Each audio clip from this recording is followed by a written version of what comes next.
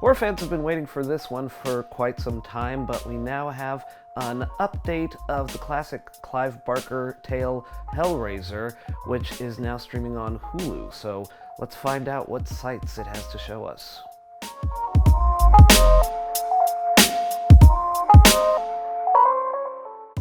Obviously, there are a lot of horror icons that we've grown up with from the 70s into the 80s and even into the 90s, but Hellraiser definitely gave us one of its most memorable with Pinhead, and this was a film that I didn't really get around to watching until I was an adult.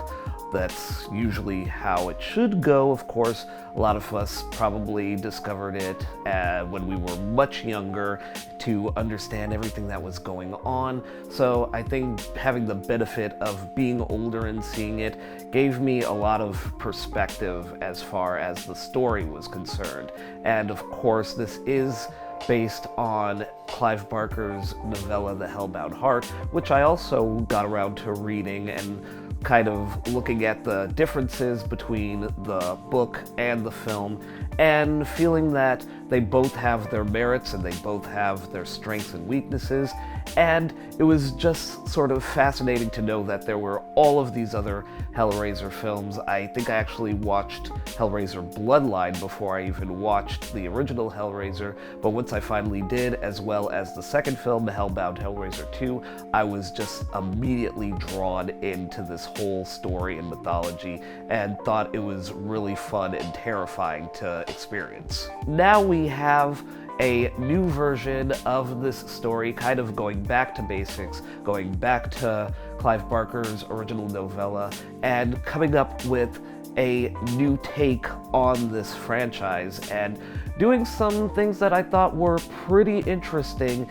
And it all sort of revolves around this character, Riley, played by Odessa A'zion, who has been a recovering drug addict who is in danger of relapsing, especially thanks to her relationship with another addict by the name of Trevor, and together they decide to rob the estate of a former billionaire played by Goran Viznik, and they come into possession of a puzzle box, not knowing what it is, not realizing how dangerous it is. Of course, once the puzzle is solved, it just starts this chain of events, no pun intended, where we are introduced to the Cenobites, who are these interdimensional beings that are horribly mutilated and have come to collect whenever someone is marked by the box.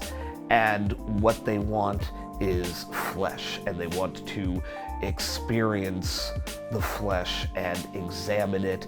That usually involves tearing people to pieces. Not taking any of the original characters from the original film or the novella was definitely a good starting point, and just taking these characters in different directions but reaching sort of similar destinations, if that makes any sense. Because you kind of do have these characters who are analogous to some of the characters that we saw in the original film, and you even get a few surprises that I'm not going to spoil in this review, but you have this whole sort of slow burn to everything that's going on, and they're really taking their time to introduce you to this world. We have that cold open with Goran Viznik and this other character that he has tricked into opening the box so that the Cenobites will come, and you start to have this sort of mystery unfold, which I thought was really nice. There are a lot of interesting ideas on display in Hellraiser, and I think as far as the story in general, especially from that original novella, you kind of get down to this whole idea of exploring human desire and what we kind of seek out and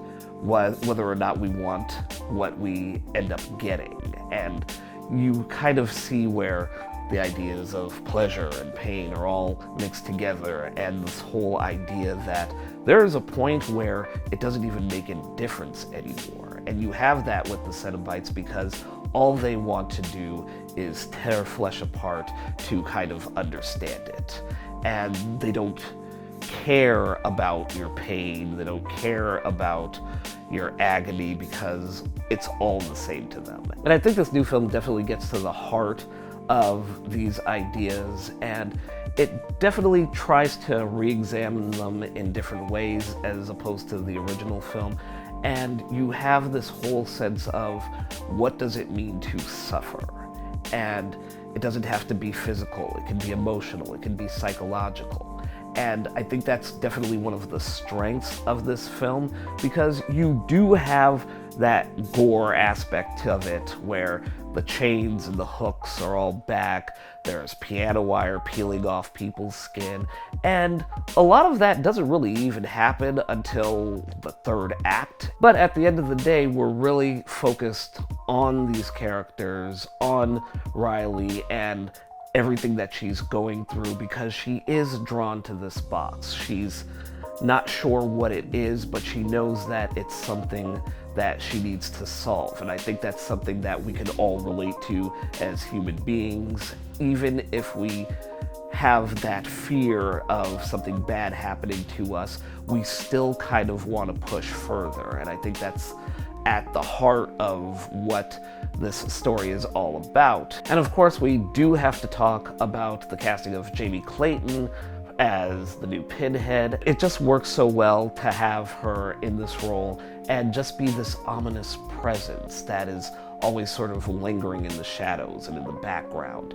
And you just get this sense of not knowing entirely what she is and being terrified by that. And especially when you hear her voice as the character, it's chilling and unnerving. If nothing else, this new version of Pinhead stands on its own. And I think as far as the Cenobites in general, you have this new interpretation of them where you don't have the black robes and leather anymore, but you have flayed skin in all different places, especially in the genital region, because I think that was something that was missing from the films that they definitely took from the book.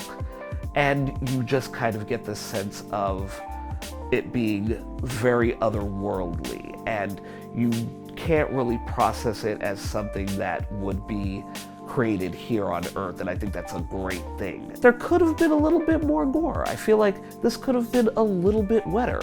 And I know that they're kind of going more for quality over quantity, so I kind of wrestle with that. But at the same time, I felt like, there are certain things that I remember from the original Hellraiser, and especially Hellraiser 2, that were just downright nauseating and just ridiculously gross to an absurd level. And I feel like this new version of Hellraiser is kind of missing that absurd level of gore, where you're just kind of looking at it and finding it absolutely ridiculous, but at the same time, you kind of want to applaud them for going that far with it. And to be fair, there are some scenes in this where they are taking it far. There's an apparatus between some person's body that is pulling on their nerves constantly, and just to sort of look at the little fine details of the practical effects and the creature designs is just awe-inspiring to look at. There's one Cenobite that just has the peeled skin of a face in place of a head that is not necessarily gross, but it's just unsettling. But I think at a certain point, the film just kind of loses steam, and then definitely ramps up around the third act, where you have basically just everything going on at once. And there's still some great production design happening here. There's still a lot of good practical effects. There's a good mixing of digital effects with the practical effects. I think this new version of Hellraiser is a good film, but I don't know yet if it's a great film. And I wanted it to be a great film, but I don't know if I'm quite there yet. I think I'm gonna definitely have to give it another watch. I'm gonna give it more time to sort of sink in and sort of process what I've just seen. But I would still go as far as to say that it is a solid return to the form for the franchise, and if we get more Hellraiser films out of it, I just hope that they're taking this same amount of care and dedication to sort of being respectful of the source material, not trying to just treat this as something to make more money off of, because I think the stories are there. I think that the ideas are worth exploring in different contexts, and overall I'm just really happy to see a new version of this story as someone who's been a fan of the original for quite some time. And if nothing else, I just hope that if we get new films, we don't try and do the thing where we meld humans with modern technology to create new Xenobites, because that would just be stupid. Hey guys, thanks for watching as always. If you've got your own thoughts or opinions on the new Hellraiser film, go ahead and leave a comment in the section below.